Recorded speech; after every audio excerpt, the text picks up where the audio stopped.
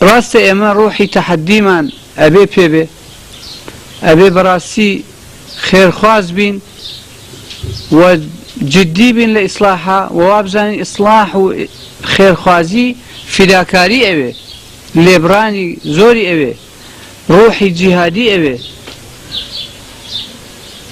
بەڵام ئەوە مانەوە نییە کە تەعەدا بکەین. ڕۆحی تەحەدی بۆ ئەوە نییە شەڕفرۆشین بە خەڵک، ئەبێ مورابەتە بکەین، سەنگەرداری بکەین لە سەنگەری جیهادا بە ڕۆحێکی جیهادیەوە، بەڵام بە خۆڕاگرتن و ئینزباتێکی زۆرەوە. مەساڵحی داوەکە، مەساڵحی کاروانەکە نەکەینە قوربانی زەوقی خۆمان.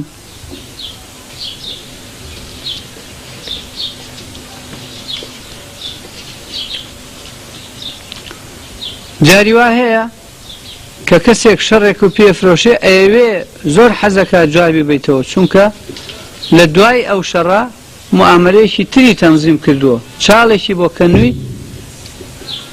کە ئەوێ بکەویتە ناو چاڵەکەەوە.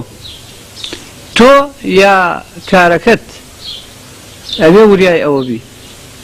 جاری وا هەیە ئەو کەسەی شەڕەکە ئەفرۆشێ خۆی فەقیرە ئاگای لێ نییە، لە دوای ئەوە وەک دەسانێکی تر هەیە کە ئەوێ ئاژاوەیە گرفتاریە دروست بێ.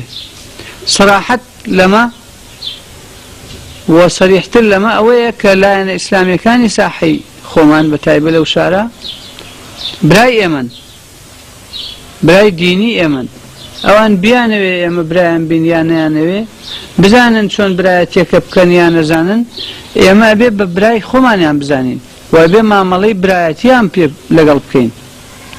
ئەگەر ئیسلاحیان ئەەکەین یا ئیرشادیان ئەەکەین یا نەسیحەتێکی خێریان ئەەکەین، ئەبێ دڵسۆزانە بێ، ئیستیفزازیان نەکەین، ئەزیەتیان نەکەین. ئەوان تێمان ناگەن یا تێمان ئەگەن، ئێمە ئیشمان بەوە نییە، ئیشمان بە واجبی خۆمانە، خۆمان چۆن مامەڵەی دەوروبەر بکەین. ئیسلامی برای ئێمەیە،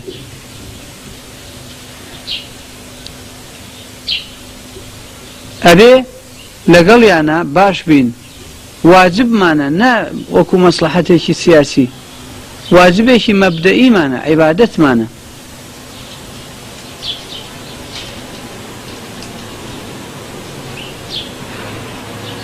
ئەبێ ئەوەش بزانین کە ئەو دنیاە تەڵە و فڕوفێڵی زۆری تایە. زۆر کەس هەیە، زۆر کەسی وا هەیە یا لایەنی وا هەیە حەزی لەوەیە کە ئاژاوە لە ناو مسڵمانانە دروست بێ، شەڕ و ئاژاوە دروست بێ. ئەبێ ئێمە ئاگری ئەوە خۆش نەکەین، ئەبێ ئاگامان لەوە بێ کە ئاژاوە لە ناو مسڵمانانە حیابەری هەموو لایەکە. تەنازۆ ئەبێ بەمایی تەفەڕق و ئەبێ بەمایی عیبدارکردن و بێعیزەتی بۆ هەموو لایەک. لە مزگەوتێکە ئەگەر ئێمە لەگەڵ لایەنێکی ئیسلامی تر بە شەڕ هاتین، نەتیجەکەی بێتە چی؟ نەتیجەکەی ئەبێتە ئەوەی کە هەموو کەس حتا خۆشت قەناعەتی وا بێ مزگەوتەکە داخرێ. ئێوە کارێکی باشمان نەکرد، داخستنی مزگەوت ئیشی ئێمە نییە، ئێمە ئەبێ مزگەوت ئەگەر داخرابێ کارێکی وا بکەین بکرێتەوە، نەداخرێ.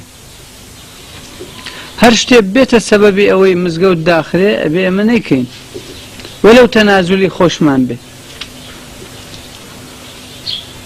وەلەو لەو مەرحەلە شتێ بکەی لەسەر نەفست قورس بێ، ئەوە باشترە لەوەی کە ببیتە سەبەبی داخستنی مزگەوت. ئەوە خەتەئێکی گەورەیە لەسەرت ئەنووسرێ. ئەمڕۆ ئەو لایەنە ئیسلامی یا ئەو برادرە ئیسلامیە ناسێ یا وای حاڵی کراوەکە ڕقی لێت بێ یا بەناحەزی خۆی حسابتەکە، ئەوە لە هەڵایە بە خۆشی تێگەێنین، بۆ ئەوەش هەرچرا هەڵەکەین، بۆ ئەوەش هەرچرای بۆ هەڵەکەین، بۆ ئەوەی تووشی هەڵە نەبێ. ئەویش ئەگەر تۆزێک توش بووە زیاتر توش نەبێ. نەکو ببێتە بەخۆی نەزانێت بێتە دەستی تەفرەقە و ببێتە دەستی داخستنی مزگەوت